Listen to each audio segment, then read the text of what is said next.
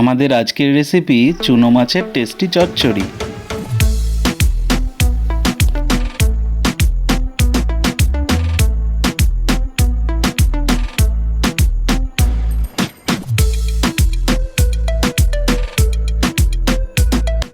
আজকের রান্নার জন্য আমরা নিয়েছি 500 গ্রাম চুনো মাছ। মাছগুলোকে কেটে ধুয়ে ভালো করে পরিষ্কার করে নিয়েছি। এবার নুন হলুদ মাখিয়ে নেব।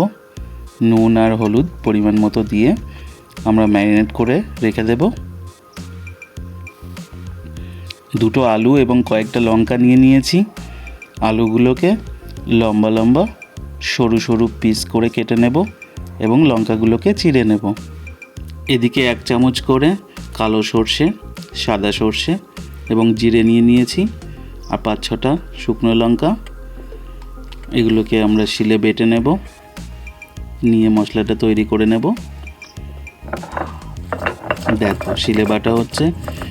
শিলে বাটা মশলা দিয়ে রান্না করলে কিন্তু টেস্ট আলাদাই আসে। বাটা হয়ে গেছে, আমরা তুলে নিচ্ছি। দেখো বাটা হয়ে গেছে। গ্যাসটা জ্বালিয়ে কড়াই চাপিয়ে দিলাম। এটা সামান্য তেল নিয়ে নেব। তেলটা গরম হয়ে গেলে এর মধ্যে মাছগুলোকে ছাড়া ছাড়া করে দিয়ে ভেজে নেব।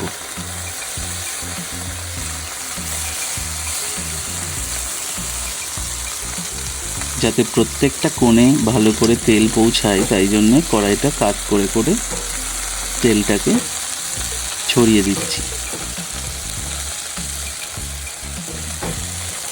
এবার মাছগুলোকে উল্টে দেব।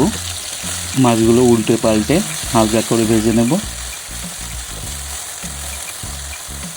দেখো মাছ ভাজা হয়ে গেছে, আর বাকি মাছগুলোও কিন্তু এইভাবে ভেজে নেব আমরা।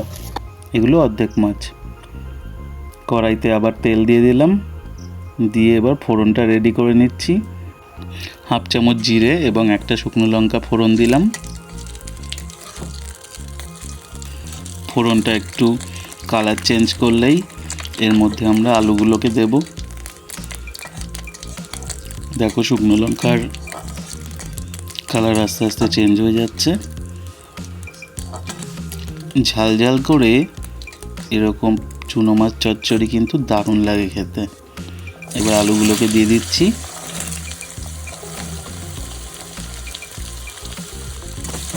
আলুগুলোকে নাড়াচাড়া করে ভাজতে দেব।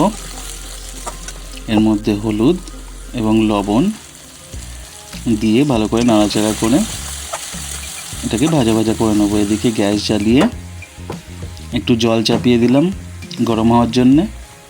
এদিকে আলুটা ভাজা হয়ে গেছে, এর মধ্যে বেটে রাখা মশলাটা দিয়ে দেব। দিয়ে ভালো করে নাড়াচাড়া করে কষে নেব। একটু ঢাকা দিয়ে দিয়েছিলাম। দেখো কষাটা বেশ শুকনো শুকনো হয়ে এসছে। এর মধ্যে গরম জলটা দিয়ে দেব।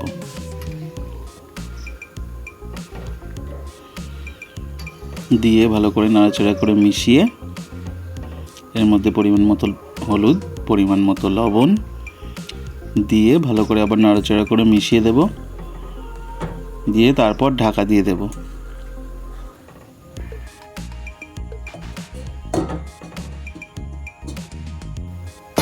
এবার ঢাকা তুলে ভালো করে নাড়াচাড়া করে দেখবো আলুটা গলে গেছে কিনা। তারপর এর মধ্যে মাছগুলো দিয়ে দেব।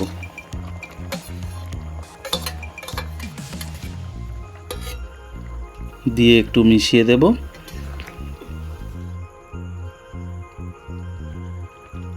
এবার এর মধ্যে কাঁচা লঙ্কাগুলোকে দিয়ে দেব। দিয়ে বেশ কিছুক্ষণ কিন্তু ফুটিয়ে নেব আমরা। মাছ দেওয়ার পর তরকারিটা বেশ কিছুক্ষণ ধরে কিন্তু ফোটাতে হবে। যত বেশি সময় ধরে ফুটবে মাছটা নরম হবে, তরকারির সাথে মিশবে এবং টেস্ট দারুণ হবে।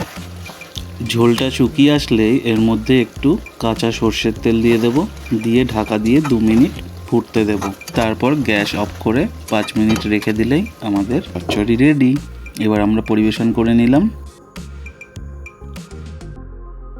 দেখো কি দারুণ লাগছে না? রান্নার সময় যে ঝোল ঝোল ব্যাপারটা ছিল সেটা কিন্তু নেই, শুকিয়ে এসছে, যার জন্যে চচ্চড়িটার টেস্টটা কিন্তু দারুণ লাগবে। মাছের স্বাদটা চচ্চড়িতে ভালোভাবে মিশে যাবে। কি দারুণ দেখতে লাগছে দেখো টেক্সচারটা। আমাদের রান্না যদি ভালো লেগে থাকে অবশ্যই লাইক করে দিও একটা, আর কমেন্ট করে জানিও আমাদের প্রত্যেকটা ভিডিও তোমাদের কেমন লাগছে। তোমাদের চুনো মাছ খেতে কার কার ভালো লাগে অবশ্যই কমেন্ট করে জানিও। তোমরা হয়তো অন্য অনেক রকমভাবেই মাছ চচ্চড়ি খেয়েছো, চুনো মাছ চচ্চড়ি। এভাবে একদিন রান্না করে খেয়ে দেখো কেমন লাগে এবং আমাদের কমেন্ট করে জানিও। এরকম আরও রেসিপি পেতে আমাদের চ্যানেলটাকে অবশ্যই সাবস্ক্রাইব করে বেল বাটনটা ক্লিক করে দিও। দেখা হবে অন্য কোনো ভিডিওতে। এখনকার মতো টাটা। বাঙালির এই রসনায় দুনিয়া পাগল পারা, দা বৈরাগী কিচেন, বাঙালি রান্নাঘর, স্বাদের এই জাদুতেই সবার নজর। কড়াই থেকে ইউটিউব, ঐতিহ্যের জয়গান, স্বাস্থ্যকর খাবার, এটাই তো প্রাণ। হ্যাঁ, এটাই আমাদের প্রাণ।